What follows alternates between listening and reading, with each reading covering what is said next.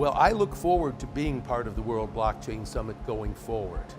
Part of what we are trying to do at the American Blockchain Council is to help spread the word on blockchain by educating senior executives on the strategic business implications of blockchain technology. And one of the things that I was also impressed by here at the World Blockchain Summit was the number of senior executive decision makers that were here in attendance as delegates. So I had an opportunity to talk to those people one-on-one in addition to the keynote speech that I gave, and to be able to help both the group as a whole and the individuals I spoke to one-on-one have a better understanding of the business applications and the use cases behind blockchain and how they can develop a strategy for taking advantage of it as it emerges and becomes more widely deployed over the next few years. It's good to be here in Singapore. So a long time ago, when I was working at Ethereum, we had to make a decision of whether to incorporate in Switzerland or Singapore.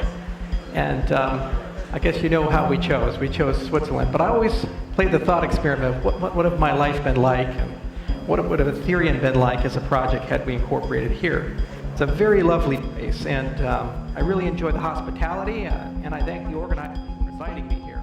We have this global regulatory system, KYC, AML. God damn, those laws are shitty. I hate them.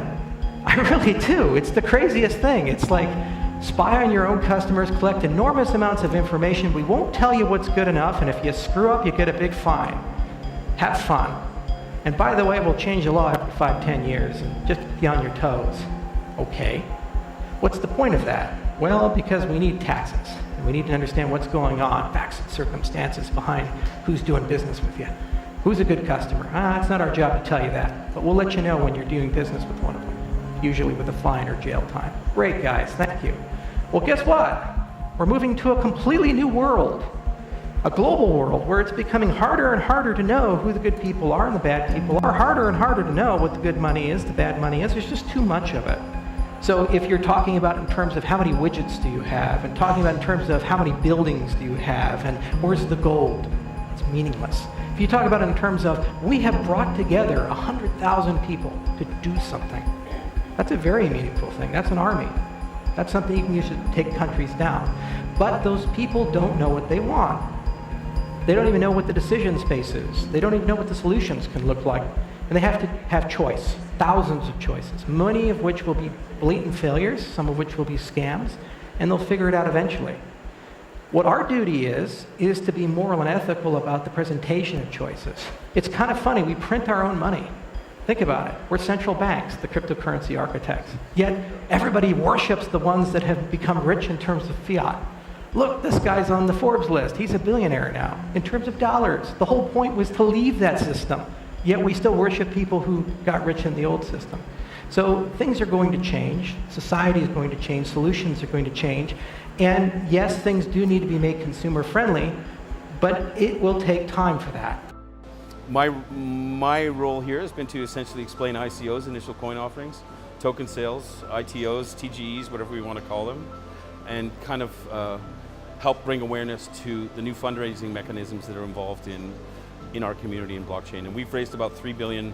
I think by the end of 2017, we'll have raised about $3 billion US dollars in liquidity for new blockchain concepts and ideas from the community up, rather than from venture capitalists down. So we're creating our own wealth and our own funding mechanisms and our own liquidity from, actually a lot of it comes from Ethereum and Bitcoin. People that have invested in those currencies and made a lot of money are now reinvesting that into the community. The World Blockchain Summit, the good thing is really bring together an involvement, collaboration with the government level. So we do see, like, you know, government officers coming out sharing their views and the regulators.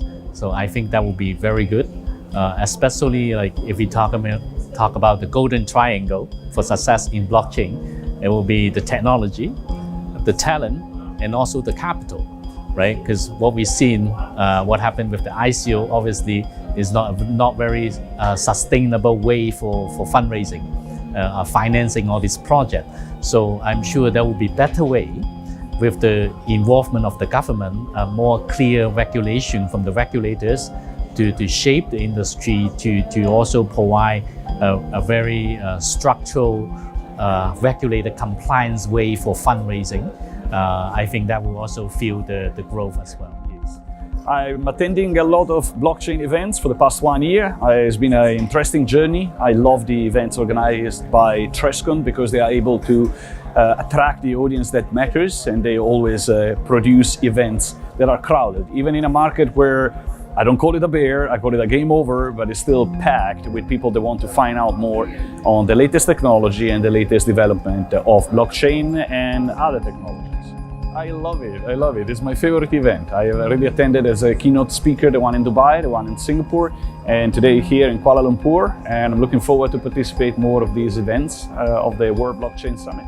I don't know what's the magic that you guys are making, but I know that at the World Blockchain Summit is always packed with government institution, media, relevant speakers, great projects, and great opinion leaders. So I always enjoy coming to your events, guys.